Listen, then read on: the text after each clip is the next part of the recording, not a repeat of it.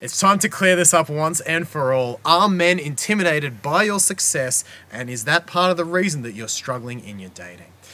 Well, here's the truth. Here's the real answer as to whether or not men are intimidated by your success as a woman. It's unlikely. Now, look, I'm not going to stand here and say it's not possible at all. I've certainly had clients and women who are dating well below their league around insecure men, and they have found men who are legitimately intimidated by their success. I refer to this as number one, fishing in the wrong pond. It's kind of the idea that if you put Scarlett Johansson in a very low socioeconomic bogan area, she's probably not going to find a lot of mental matches for her success there.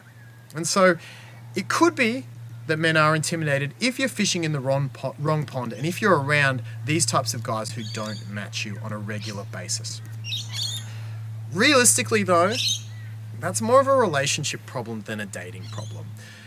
Men who might be intimidated by you but who are still attracted by you are still going to want to go on more dates. They're still going to want to sleep with you. You might just find they flake or ghost later on in the dating or relationship.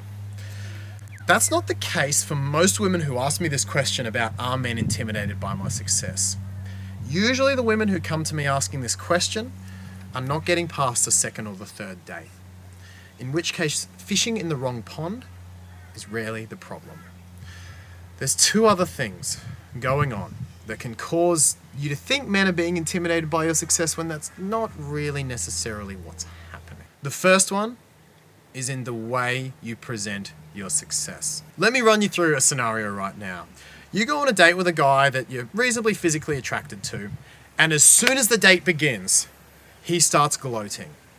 He's telling you what a big shot he is. He's telling you, hey, I'm a big shot DJ with hundreds of thousands of people. I perform all around the world, millions of followers.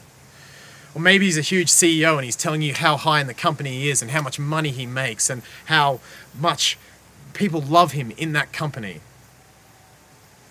Right? What do you go home thinking? You're like, douchebag, right? The guy's just trying to use his success to prove himself. And yes, he's probably been successful, but it's a turn-off. As opposed to, let's say you meet a guy and your personalities really click. Your sense of humors get along, he's funny, you laugh at each other, he gets you, you get him. You guys are just vibing on the same energy level, touching and loving your time together. And then you get home, you do some research on him, and you find that this guy who was just passionately talking about his work or passionately talking about how he loves to make music is actually a huge CEO, or is actually a big shot DJ with hundreds of thousands of followers and millions of listeners. How much more attractive is that? He didn't use his success to try and prove himself. He used his personality, and he believed he was enough just as it was. He spoke with passion about what he did, but he didn't give you specifics. And then you went home and you found out all those great things about him. It makes a world of difference. It applies just as much to men as it applies to you. If you're using your success to prove yourself, that's a turn-off no matter what gender you are. The biggest check you can do on this is ask yourself, am I explaining the things I do and my success with precision or passion? If you're talking with precision, it means you're giving exact numbers. It means you're giving exact companies that you work for, exact ranks, exact things that prove how great you are. That's much more likely to be a turnoff. It's like the DJ who says, hey, I've got this many followers, this many tours coming up, I'm loved by this many people. Douche. As opposed to, you meet someone who's talking passionately about their love for creating music. They light up when they talk about putting different mixes together and how much fun it is and how they can just spend their nights doing this and creating amazing mixes and sounds. That's vibrant, right? That's amazing. It's beautiful and it's attractive. Ask yourself, am I talking with precision or passion? The more you're talking with precision, the more likely you're using your success to prove yourself, and it's a turn-off to men. The more you talk with passion, the more men are going to love it. And the other factor to consider is masculine-feminine balance. The reality is, for a lot of these clients that I coach through this, they spend a lot of their time in a structured, rigid, logical world where they have to plan ahead and get things done on high regard with deadlines. And it's a very masculine way of thinking and a masculine mindset that they're in, often from 8 till 7 every day. Men can respect that and men can appreciate that, but it's not what men are ultimately going to be drawn to. Men are going to be attracted to your femininity, to your softness, to your ability to be vulnerable, to let down your guard, to connect, to be present, to be in touch with your feelings. If you're in that masculine state, and many women who come to me with this question about are men intimidated by my success, they're often in that masculine state so much that they're in it in their dating and relationship, personal lives as well.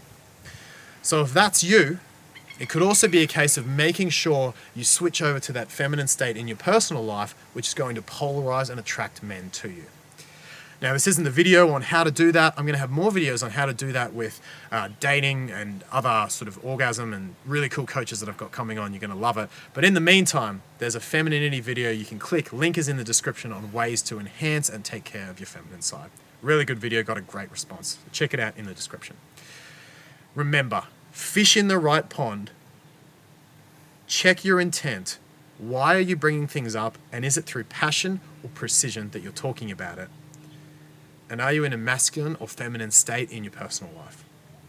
If you get these right, if you're talking about things with passion, if you're in a feminine state, and if you're fishing in the right pond, men are never going to be intimidated by your success. Well, that's the video. Thank you for watching. Give your thoughts, comments, questions, put it all in the space below. Give the video a thumbs up. Hit the big red subscribe button as you always do with the little bell so you get the notifications. And don't forget to download the first chapter of my book if you haven't already. It is free. Link in the description below. Thanks again for watching, and I look forward to seeing you in the next video very soon.